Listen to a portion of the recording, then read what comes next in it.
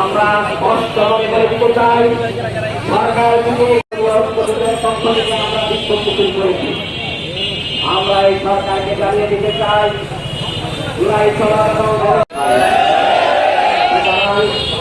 আমরা সরকারকে জানাবো শুভবুদ্ধি পরিচয় দিয়ে গণভোটের রায় বাস্তবায়নের লক্ষ্যে জুলাই সমাজ এবং জনগণের প্রত্যাশার প্রতি আমরা শ্রদ্ধা জ্ঞাপন করি।